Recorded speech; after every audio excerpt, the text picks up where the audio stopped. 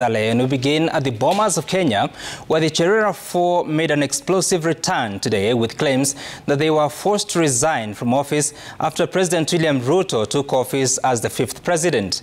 The four former commissioners also threw a wide blanket of doubt on the credibility of last year's election, with claims that the results declared by then-chairman Wafula Chebukati were never tabulated as required. Session with the National Dialogue Committee, Juliana Cherera and Irene Masit appeared before the National Dialogue Committee from remote locations, while Justice Nyang'aya and Francis Wanderi appeared physically. And as Chemutai Goin reports, former IEBC Chair Wafula Chebukati and Commissioners Professor Abdi Guliye and Boya Molu declined the committee's invitation. Thank you very much. Until the announcement. At the Bomas of Kenya, the ghosts of the disputed 2022 general election were literally coming back home.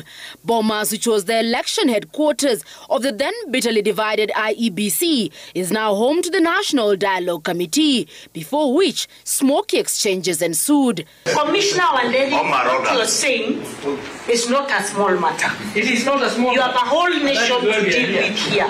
Yes.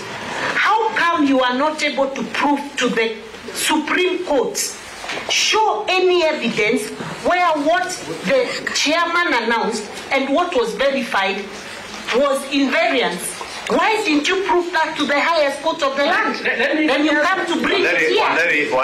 Mheshimiwa Mbalile, with due respect, we are not saying we were right and everybody else was wrong. We are just explaining the procedure the way it happened.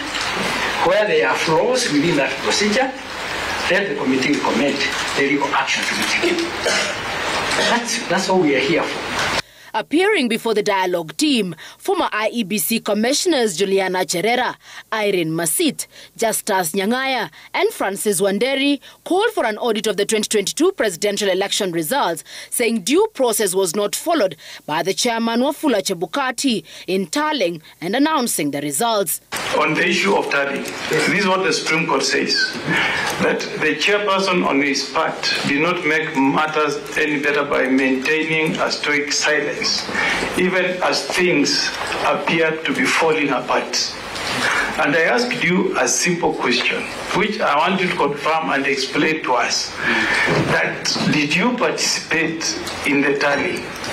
Do you have a single incident where a form was verified on the floor, confirmed by party agents to be the results as announced on the polling stations, because the party agents were confirming against their agents' results?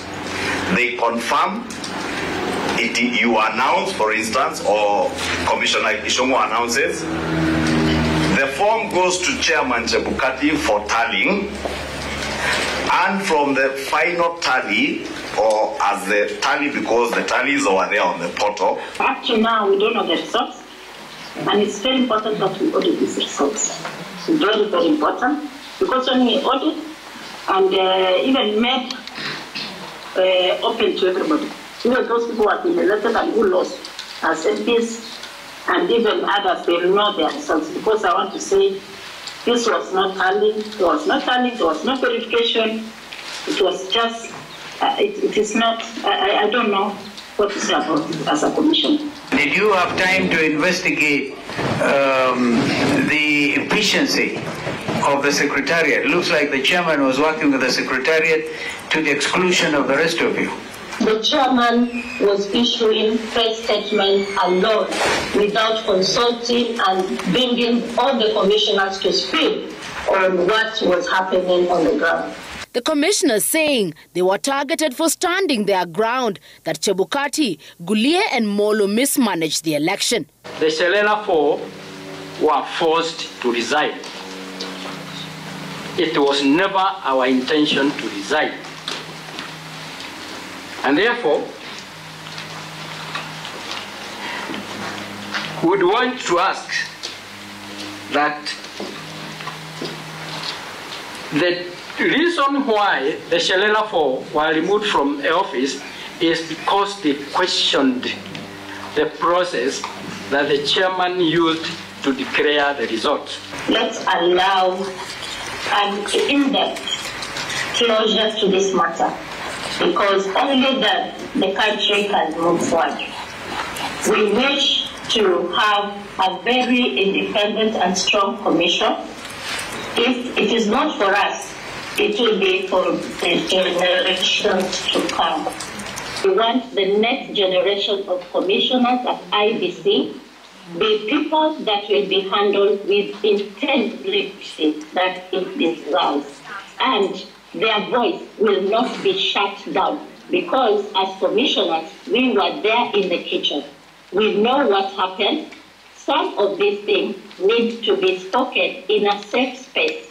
Cherera and Masit indicated they now live out of the country out of fear for their lives. They fought back tears while narrating their tribulations, Masit saying she has been branded a traitor and forced to flee the country. Cherera on her part saying her young family had bore the brunt of the political lynching. Chemutai Goin, Citizen TV. And we'll bring you more from the Bomas of Kenya.